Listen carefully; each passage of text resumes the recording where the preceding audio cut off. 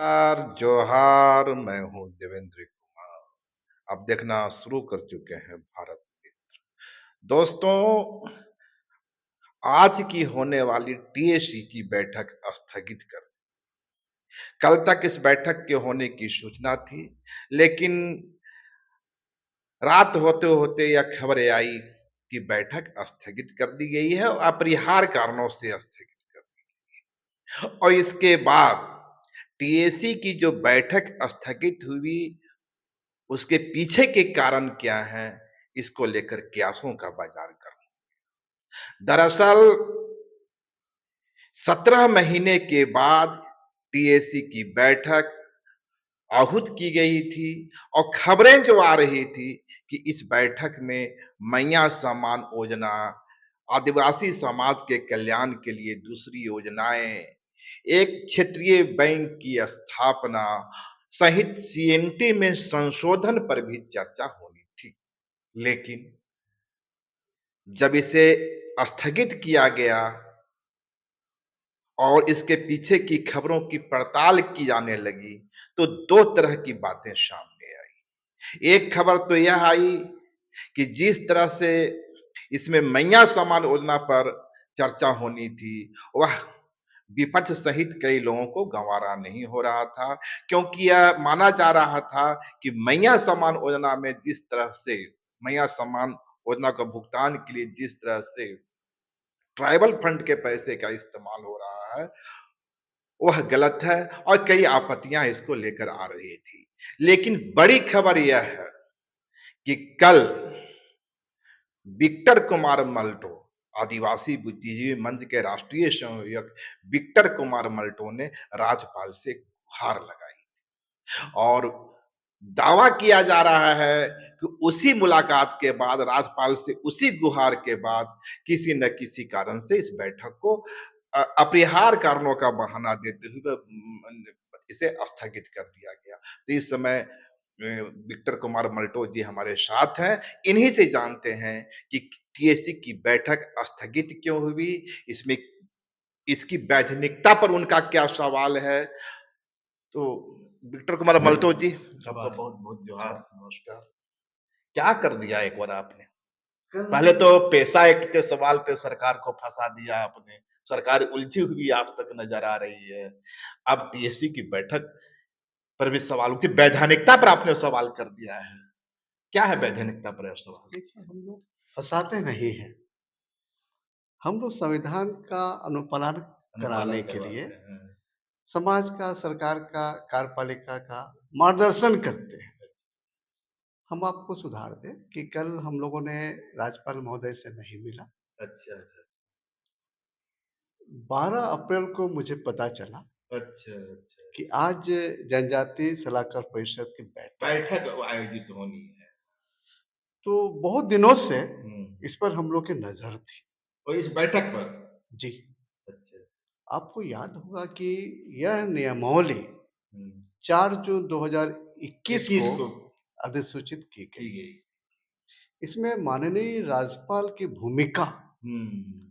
और राष्ट्रपति महोदय के प्रभाव को सीमित किया गया। शून्य कर दिया गया। वर्तमान नियमावली में हुँ। राज्यपाल भी गौण है, माननीय राष्ट्रपति महोदय भी गौण है। टीएससी परामर्श दात्री परिषद है, सलाहकार परिषद है। सलाहकार परिषद। ये राज्यपाल को पूछने पर ही सलाह देंगे हुँ।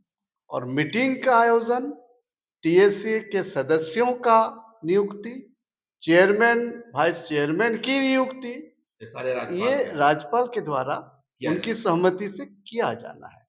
एजेंडा भी निश्चित करेंगे राष्ट्रपति महोदय, सॉरी राज्यपाल महोदय। बाकी सभी चीजें ये लिखी है 5वीं अनुसूची के पैरा 4 में लिखी है। पैरा 4 के 3 क्योंकि वो 5वीं एबीसी में लिखी अनुसूची है। के वो अभिभावक होते हैं, गार्जियन होते हैं और संविधान में इसका नाम दर्ज है। हाँ, भारत के संविधान में इसका जिक्र कि टीएससी माननीय राज्यपाल महोदय की देखरेख में बनाई जाएगी। और यह जो टीएससी का गठन किया गया, इसमें राज्यपाल की भूमिका को शून्य कर दिया गया। हाँ, हम कहते हैं सीमित किया गया, आप कह रहे हैं शून्य शून्य कर दिया शून्य गया। कर तो जो कार्यकारिणी, जो परिषद स्वयं ही असंवैधानिक है, उसके निर्णय भी असंवैधानिक होंगे। अच्छा, थोड़ा से कम चंद शब्दों में ये अवैधानिक क्यों है? क्योंकि हमारे दर्शक समझ जाएं इसे। कि असंवैधानिक इसलिए है कि 5वीं अनुसूची के पैरा 4 के उपपैरा 3 आप पढ़ेंगे, हम्म 3 के ए-बी-सी में, हम्म वहाँ स्पष्ट लिखा गया है हम्म कि राज्यपाल महोदय के द्वारा ही हम्म सदस्यों का चयन के चयन लिए किया जाना है। रीति का अधिकार माननीय राज्यपाल महोदय को है। जब उनकी अनदेखी हो गई, और इसमें जो 21 में जो नियमावली बनी टीएससी का, उसमें सारे अधिकार दे दिए गए सेक्रेटरी को, चेयरमैन को। हाँ, माननीय मुख्यमंत्री जी चेयरमैन होते चेयरमैन। हैं, तो चेयरमैन को दे दिए हम्म और चेयरमैन ही सर्वे सर्वा है। सर्वे सर्वा। ये सलाहकार परिषद है, तो सलाहकार राज्यपाल के पास नहीं जा रहा है और राज्यपाल के पास नहीं जाएगा तो सलाह राष्ट्रपति के पास भी नहीं जाएगी। तो फिर राज्यपाल रेगुलेशंस कैसे बनाएंगे? पर एक याद पड़ता है कि छत्तीसगढ़ में भी कुछ इसी तरह की प्रक्रिया अपनाई गई। दूसरे राज्य के बुद्धिजीवी सो रहे हैं, निंद्रा में है, निद्रा में।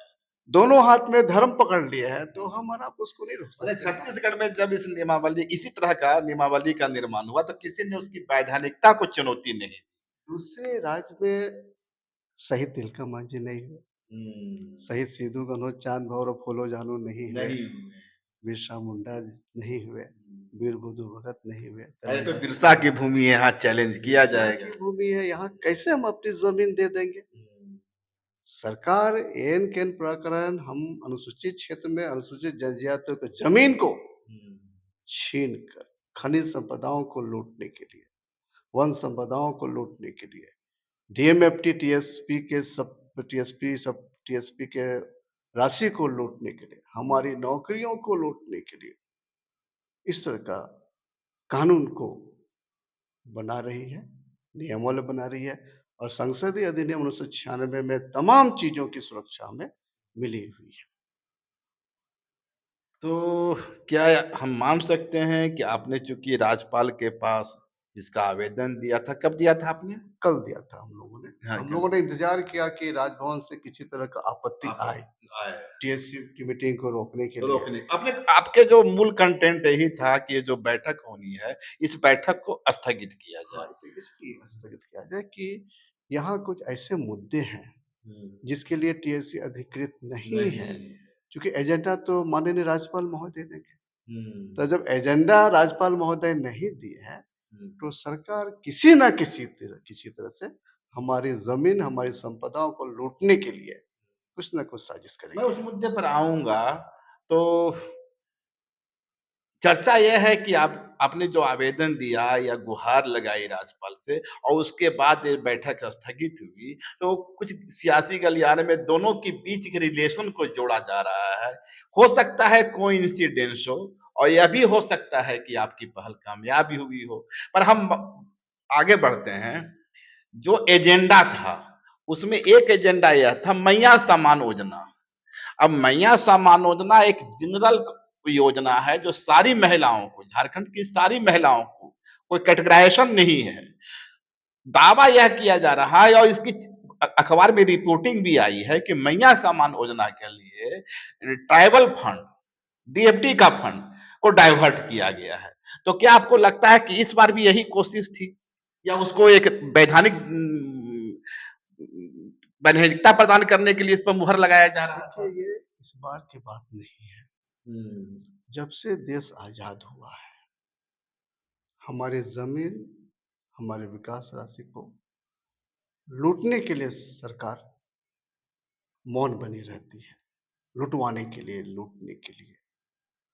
और चूंकि अनुसूचित क्षेत्र में शांति और स्वशासन का अभाव हो गया है, उसका सबसे बड़ा कारण है 5वीं अनुसूची के प्रावधानों का उल्लंघन और संसदीय अधिनियम पी पेशा का अनुपालन नहीं होना और अनुसूचित क्षेत्र में असंवैधानिक पंचायत राज व्यवस्था और नगर पालिकाओं का विस्थावा, नगर पालिका के स्थापना के कारण ही हम गरीब से गरीब होते जा रहे हैं और जमीन हमारे हाथों से निकल रही है। जमीन की आपने याद दिलाई तो एक खबर यह भी है कि सरकार की कोशिश है कि सीएनटी एक्ट में एक संशोधन किया जाए और ज़मीन की खरीद के लिए जो थाना क्षेत्र की बाध्यता है, उसे पूरे पूरे राज्य से समाप्त कर दिया जाए। यानी झारखंड का कोई भी आदिवासी किसी भी हिस्से में जाकर ज़मीन खरीद सकता है। इसे आप किस रूप में देखते हैं? देखिए, अनुसूचित क्षेत्र में झारखंड में कुल 24 जिले हैं। हुँ, उसमें 13 पूर्ण जिले हैं हुँ, और 2 आंशिक जिले और 2 पंचायतें। ये अनुसूचित क्षेत्र जब के कुल मिला के आप 16 कह सकते हैं प्रभावी। 16 कह सकते हैं। तो 16 अनुसूचित जिलों में हुँ, राज्य सरकार कोई भी कानून नहीं बना सकती। हुँ, ये संसदीय अधिनियम 1996 प्रभावी हो चुके हैं और यहीं पर खनिज संपदा है, हुँ, जो राष्ट्रीय इकोनॉमी में करीब 60 से 70% हुँ, भागीदारी बनती है। हुँ, सरकार कभी भी हमारे आर्थिक उन्नति के लिए काम नहीं की है। सरकार हमें हमेशा अनुसूचित जनजातियों के सामाजिक, सांस्कृतिक पहलुओं पर ही विचार करती रही है। हम आदिवासी, हम अनुसूचित जनजाति की आर्थिक उन्नति कैसे होगी? नौकरी में कैसे हमारी भागीदारी भागीदारी बढ़ेगी। बढ़ेगी? इस पर सभी सरकारें मौन बनी हुई रही है और चिंता का विषय यही है हमारे लिए। मेरा जो मूल सवाल था कि ये जो सीएनटी में संशोधन की बात की जा रही है, ये कितना वैधानिक है? देखिए, ये तो चूँकि सेंट्री एक्ट भारत के संविधान के 9वीं अनुसूची के हुँ, क्रम संख्या 209 में दर्ज है और इस पे संशोधन करने का अधिकार मैं इसीलिए यह सवाल पूछ रहा क्योंकि आपने जो टीएसी का गठन हुआ है, उसकी वैधानिकता पर ही सवाल किया है कि राज्यपाल की भूमिका को शून्य किया गया है और राज्यपाल यहाँ के संरक्षक हैं 5वीं अनुसूची के और 5वीं अनुसूची में ज़मीन है और जो उसमें सीएनटी में संशोधन होता है, तो फिर तो राज्यपाल पूरी तरह साइडलाइन हो जाएँगे, तो क्या ये अवैधानिक नहीं हो जाएगा? इसलिए मैं कहा ना, हुँ, इसलिए असंविधान इसलिए हम लोगों ने कल राज्यपाल महोदय को चिट्ठी देकर के ध्यान आकृष्ट कराया हुँ, कि अनुसूचित क्षेत्र जो राष्ट्रपति महोदय के द्वारा सूचीबद्ध किए जाते हैं, इसको बचाया जाए। हुँ, हमारी सुरक्षा के लिए अनुसूचित क्षेत्रों की घोषणा होती है। हुँ, इसलिए कल हम लोगों ने राज्यपाल महोदय को चिट्ठी देकर ध्यान आकृष्ट कराया हुँ, कि आज की होने वाली बैठक को स्थगित किया जाए, क्योंकि राज्यपाल महोदय ने राष्ट्रपति महोदय श्री रामनाथ कोविंद जी को भी इस बात की जानकारी दे दी थी। आप बात कर रहे हैं तत्कालीन राज्यपाल रमेश बैस की। रमेश बैस। उस समय जब इस टीएससी का गठन हुआ था तो उन्होंने भी आपत्ति आपत्ति दर्ज की थी और इसे प्रेसिडेंट के पास इसको भेजा था। प्रेसिडेंट से आगे की कोई प्रोसीडिंग नहीं होगी। हम लोगों ने कल सुबह तो इंतजार किया कि शायद टीएससी की बैठक पर कुछ मार्गदर्शन आए राजभवन का। जब नहीं आया तो हम लोग को तो आगे न्यायपालिका पर भरोसा है। वो ठीक है, तो बहुत संभव है कि राज्यपाल आपके जो आवेदन है, आपका आपकी जो गुहार है, उसे भी राष्ट्रपति के पास भेजे हों। नहीं, हम लोग तो कल ही दिए हैं, हम दावा नहीं करते हैं, हम नहीं, हो भेज सकते हैं, मैं ये कह रहा हूँ। भेज सकते हैं हम। मैं भी की बात कर रहा हूँ। हाँ, भेजेंगे क्योंकि ये तो बौद्धिक लड़ाई है, हुँ, बौद्धिक लड़ाई है, क्योंकि समाज में जब पढ़े-लिखे लोग निष्क्रिय हो जाते हैं, हुँ। तब समाज में इस तरह की समस्या उत्पन्न होती है। अच्छा विक्टर जी, आप काफ़ी दिनों से यहाँ के सामाजिक मुद्दे पे संघर्ष करते रहे हैं। आपको क्या लगता है सरकार आखिर जो 5वीं अनुसूची के संरक्षक हैं, जिनकी ज़िम्मेवारी है कि आदिवासी समाज के जल, जंगल, ज़मीन का संरक्षण करें, उसकी अस्मिता का संरक्षण करें, सरकार उसकी भूमिका को शून्य करना क्यों चाहती है? इसके पीछे का मकसद क्या है? अनुसूचित क्षेत्रों में जनजातियों की बहुलता है है। और देश में अनुसूचित जनजातियों के पास हुँ, देश की 15% ज़मीन है अब मिनरल्स भी उसी में है। और मिनरल उसी में है। तो अनुसूचित क्षेत्रों में धर्म हावी है धर्म में हावी है। और इसी धर्म गुरुओं के द्वारा हुँ, अधिकतर राजनीतिक पार्टियां चलाई जाती हैं और किसकी किनकी ओर इशारा है? इशारा नहीं, आप समझ सकते हैं, हमको हुँ, उतना खुल कर बोलना उचित नहीं है। हुँ, और धार्मिक गुरु हुँ, और एनजीओज, हुँ, यही लोग एनजीओज लोग जनजाति फंड का इस्तेमाल करते हैं हुँ, और धर्मगुरु लोग पॉलिटिकल पार्टीज को चलाते हैं। तो हमारा आदिवासी समाज एक और धर्म, दूसरी ओर पॉलिटिकल पार्टी और एनजीओज, इसी के बीच फंसा हुआ है। और इस बीच हम लोग बुद्धिजीवी लोग हैं, जो न्यायपालिका के द्वारा ये दोनों ही लोगों को बाध्य करते हैं संविधान को लागू कराने के। तो मेरा सवाल यह होगा कि पी पेशा के मामले में भी आपने कोर्ट में मामला दायर किया था, उसका फलाफल देखने को मिला। न्यायपालिका ने सरकार से सवाल किया, हालाँकि सरकार अभी भी इस मामले में अपना समय लेके एक्सटेंड कर रही है और मामला अधर में फँसा हुआ ही कहा जा सकता है। इस मामले में टीएसी की वैधानिकता को जिस प्रकार आपने राज्यपाल से गुहार के माध्यम से उनका मार्गदर्शन करने की कोशिश की, यदि नहीं होता है, तो क्या आप न्यायपालिका का शरण लेंगे? देखिए, यहाँ क्या है कि टीएससी परामर्शदात्री परिषद है, और जिस 3 बिंदुओं पर इन्हें परामर्श देने की बाध्यता है, वो तीनों ही विषय संसदीय अधिनियम पी पेशा में निर्णय लेने के लिए दे दिया गया है जनजातियों को। ये बड़ी बात है। जैसे? 3 बिंदु, जैसे अनुसूचित क्षेत्र में अनुसूचित जनजातियों के जमीन के आवंटन को लेकर अच्छा, परस्पर, हाँ। इसके लिए विनियमावली राज्यपाल बनाएंगे, रेगुलेशंस बनाएंगे। दूसरा है कि अनुसूचित, माने एक आदिवासी दूसरे आदिवासी की ज़मीन लेता है, हाँ, तो इसका नियमावली भी राज्यपाल बनावेंगे। राज्यपाल बनाएंगे, माने वो और राज्यपाल बनाएँगे या वो मामला टीएसी में? रेगुलेशंस बनाएंगे, किस विधि से होगा। किस विधि से? सरकार की उसमें कोई भूमिका नहीं? नहीं। उसके बाद दूसरा है कि जमीन का जो आवंटन होगा, अनुसूचित जनजातियों के जमीन का जो आवंटन होगा दूसरे कल्याणक कार्यों के लिए। कल्याण का, तो उसके लिए भी राज्यपाल महोदय टीएससी से परामर्श लेंगे। लेंगे। उस परामर्श को माननीय राज्यपाल महोदय राष्ट्रपति जी के पास भेजेंगे। राष्ट्रपति जी के सहमति मिलने के बाद वह रेगुलेशन अनुसूचित क्षेत्रों पर लागू होगा। तीसरा है, अनुसूचित जनजातियों को धन उधार जो देते हैं, तो साहूकार लोग काफी अन्याय अत्याचार करते हैं, उन पर रोक लगाने के लिए नियमावली बनाई गई। जो ये तीनों बातें संसदीय अधिनियम पी पेशा में आदिवासी ग्राम सभा और स्वशासी जिला परिषद को दे दी गई है। इसका मतलब कि अब जो है, जो चीज़ें राज्यपाल को दी गई थी, जो अधिकार राज्यपाल को दिया गया था, पी पेशा के तहत वो अधिकार जो है, अब सीधे-सीधे ग्राम सभा को दे दिया, आदिवासी ग्राम सभा को दे दिया गया है। मैं आपका ध्यान आकृष्ट कराना चाहूँगा कि कल की जो बैठक थी, इसमें क्षेत्रीय बैंक बनाने की बात हो रही थी। इस पर सहमति लेने की बात हो रही थी। तो क्या यह भी उसी दिशा में एक कदम था? देखिए, ये सब आईवास है। जी। सरकार और राजनीतिक पार्टी भूल जाती है कि झारखंड शहीदों की धरती है।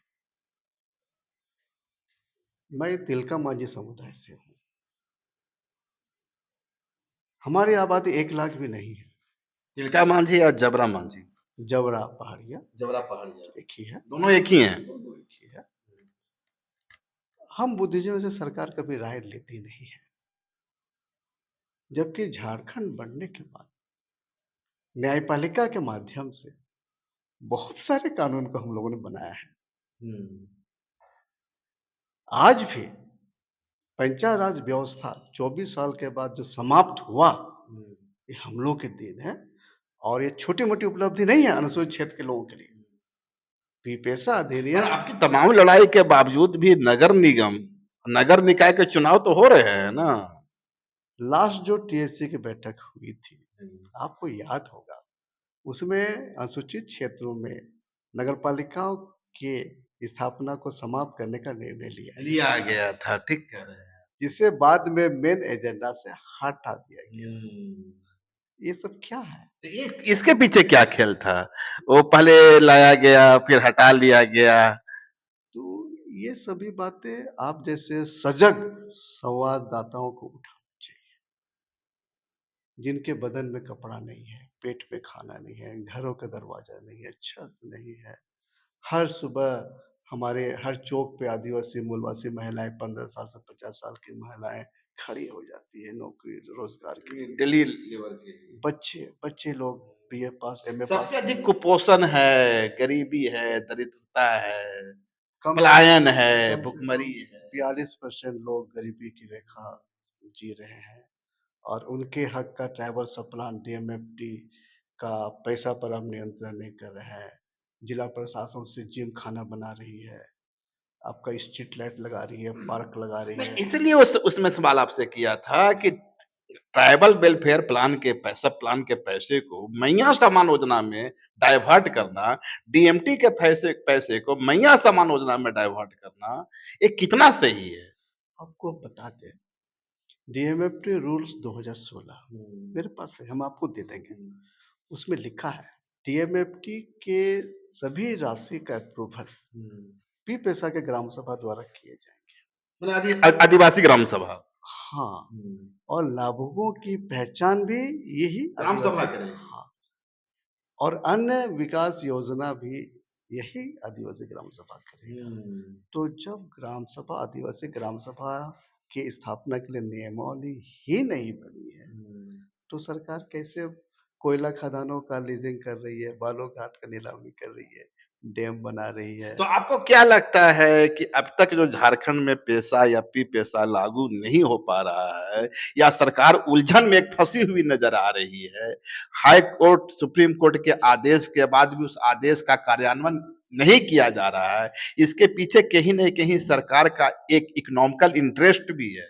ये सरकार का इकोनॉमिक इंटरेस्ट हम नहीं कहेंगे, हम फिर आपको कहना चाहेंगे कि जिस राज्य में बुद्धिजीवों को दरकिनार किया जाता है, उसकी अवहेलना की जाती है, उनसे राज्य का विकास और सुरक्षा के लिए राय नहीं ली जाती है, दूसरे राज्य के लोगों से आप सलाह राय लोगे, तो कभी उस राज्य का भला नहीं होगा।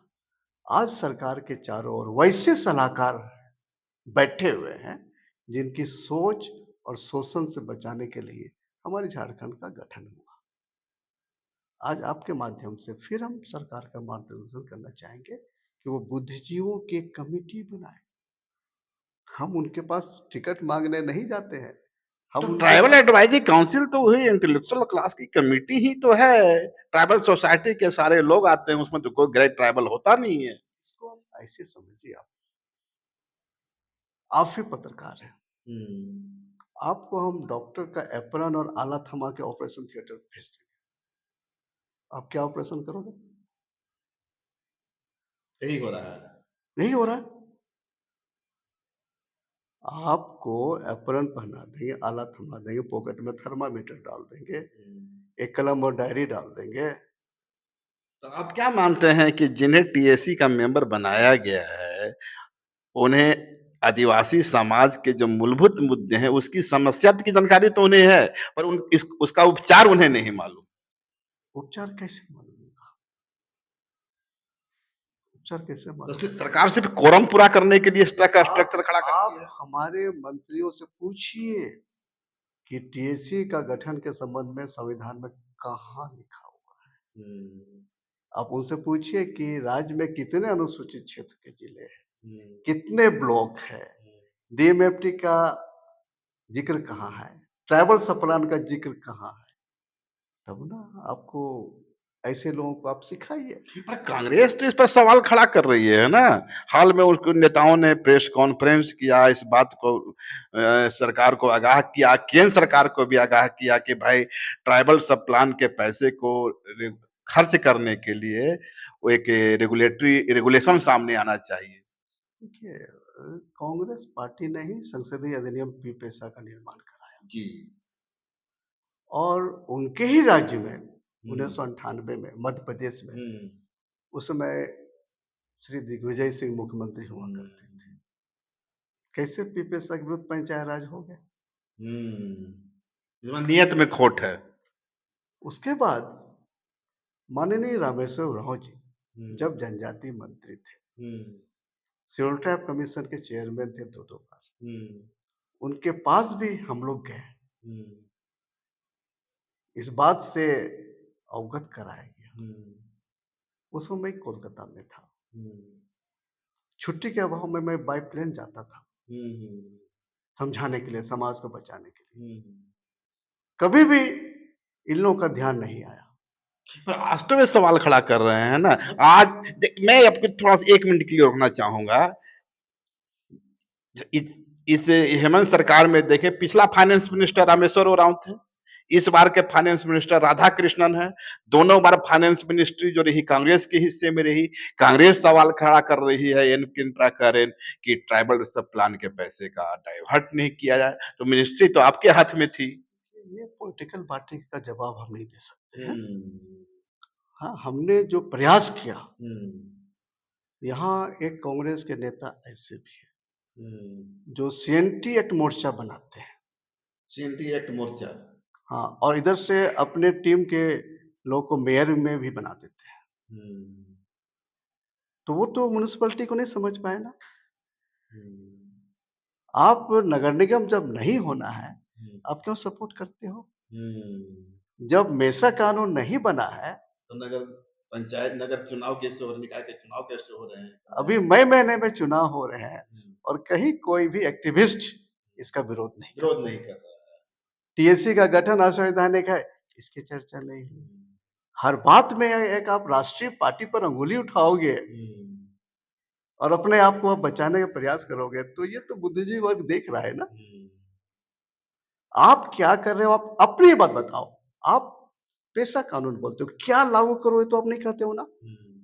हमने कहा ना कि पी पेशा अधिनियम 1996 की धारा 3, 4, 4D, 4M, 4O के तहत हुँ। आप स्वशासी जिला परिषद हुँ। आदिवासी ग्राम सभा बना दो, हुँ। 7 शक्तियों के साथ। आपको तो पूरी बातें बोलनी है ना। लागू करो। क्या लागू करो भाई? इसका मतलब लागू करो, लागू करो, क्या लागू लागू करके करो? बोलो आप एक ना। कन्फ्यूजन किसी चीज़ पैदा कर रहे हैं। क्या आपका ये मानना है क्या? हम लोग तो कन्फ्यूजन कर रहे हैं ना। हुँ। कहाँ थे लोग 24 साल से? हम लोग हुँ। 1995 से पंचायत राज को रोकने के लिए लड़ रहे हैं। बिहार में पटना हाई कोर्ट से हम लोगों ने ऑर्डर ले नहीं, ये लिया तो है। मैंने देखा है कि जब भी लीगल एक्शन की बात होती है, सड़क पे चाहे जितने हंगामे हों, जब लीगल एक्शन की बात आती है, तो विक्टर मल्टो आगे आते हैं। हमारी टीम, मैं अकेला हाँ, नहीं मैं हूँ। आपकी टीम की ही बात कर रहा हूँ। हमारे यहाँ सभी हुँ। ऑफिसर्स, रिटायर्ड ऑफिसर्स लोग हैं, समाज के सजग लोग हैं, पढ़े-लिखे तो लोग हैं। शायद इसका कारण है कि आपके पास से उस पेचीदगियों को समझने वाले लोग हैं, इसलिए लड़ाई आप लड़ लेते हैं। पर मैं एक दूसरे सवाल की ओर अब आऊँगा। हाल के दिनों में सीएम हेमंत और अडानी, देश के प्रसिद्ध उद्योगपति अडानी की मुलाकात चर्चा में रही और चर्चा में इस संदर्भ में भी रही कि गोड्डा, जहाँ उनका अडानी का पावर प्लांट है, उस पावर प्लांट को लेकर कई तरह की शिकायतें आई, विधानसभा में विधानसभा की समिति का निर्माण हुआ, दावा किया गया कि इस विधानसभा की जो समिति है कई मामले की जाँच करेगी, विधानसभा के सत्र में इसकी चर्चा हुई और विधानसभा का सत्र जैसे ही समाप्त होता है, दूसरे दिन अडानी रांची पहुँचते हैं, सीएम हेमंत से मुलाकात करते हैं। इसे आप किस रूप में देखते हैं? तो ऐसे देखिए किसी भी विषय को हमें सकारात्मक रूप से देखना है। हुँ। राज्य के मुख्यमंत्री से हुँ। एक उद्योगपति मिलता मिलते है, हैं।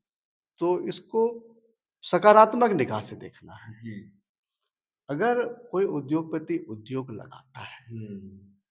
और उन्हें हमारे ज़मीन की ज़रूरत है, हुँ। पानी खनिज संपदा की ज़रूरत है, हुँ। तो समाज के लोगों को हुँ।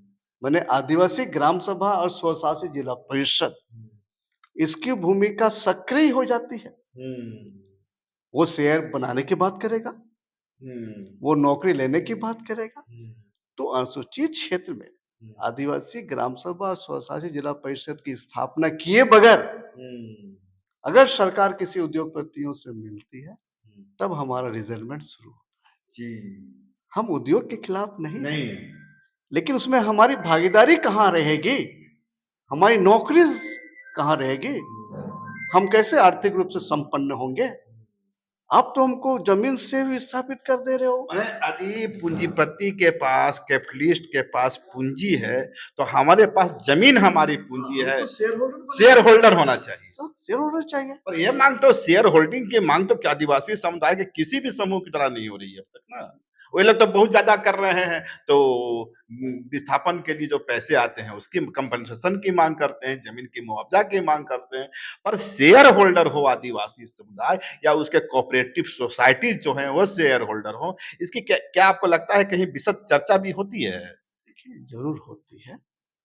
यहाँ हमारे लिए जो कानून बने हैं ज़मीन को सुरक्षित रखने के लिए, हमारे भाषा, संस्कृति, रीति-रिवाज से सुरक्षित है, उन कानून को कैसे शिथिल किया जाए, समाप्त किया जाए, इसके लिए बड़े-बड़े मीटिंग होते हैं। यहाँ पंचायत राज और नगरपालिका नहीं होंगे, क्या बड़े-बड़े अधिकारी नहीं जानते हैं? क्या बड़े-बड़े वकील नहीं जानते हैं? जानते हैं, लेकिन वो जानते हैं कि आदिवासी सामाजिक, शैक्षणिक रूप से पिछड़ा है। इन्हें ठग दो, इनके एमएलए, एमपी, मंत्री को ठग दो।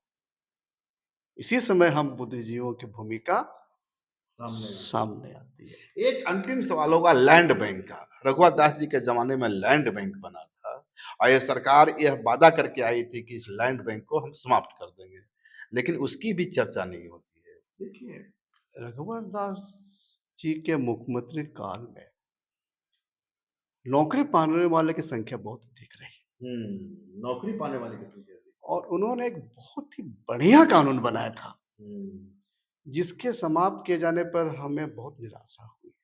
कौन सा कानून?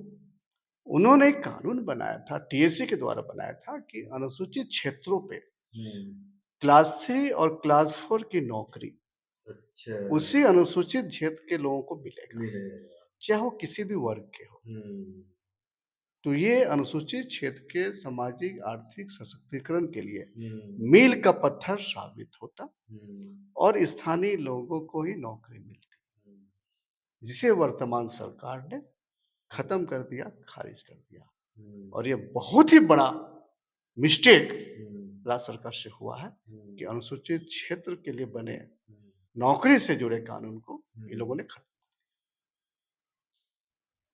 दिया। आज हम फिर आपके द्वारा मांग करेंगे कि अनुसूचित क्षेत्र में पंचायती राज अधिनियम 2001 माननीय कोर्ट ने खत्म कर दिया।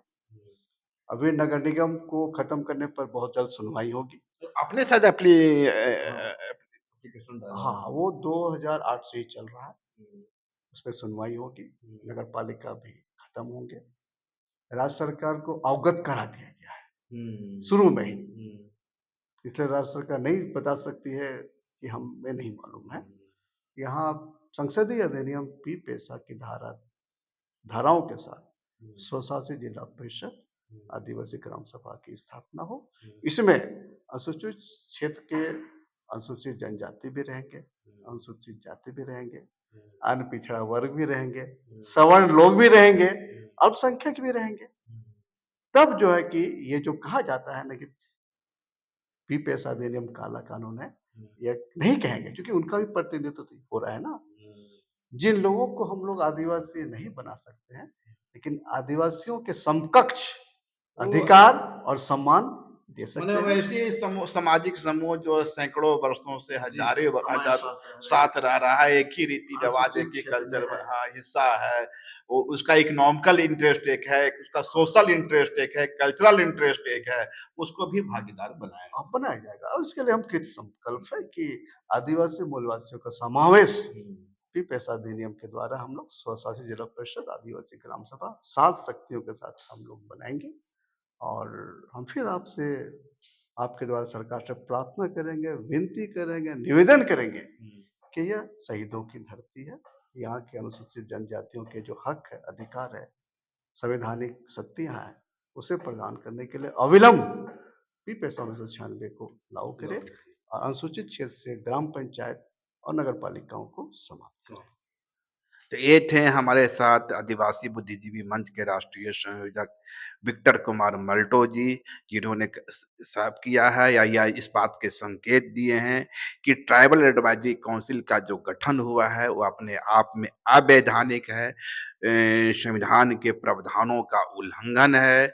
इनकी ओर से राज्यपाल को इस पर रोक लगाने की गुहार लगाई गई है, इस अधिसूचना को रद्द करने की, इस नियमावली को रद्द करने की मांग की गई है और इनका दावा है कि यदि राज्यपाल की ओर से इस पर पहल नहीं होती है तो जल्द ही विक्टर कुमार मल्टो इस मसले पर भी न्यायालय की शरण में नजर आएंगे।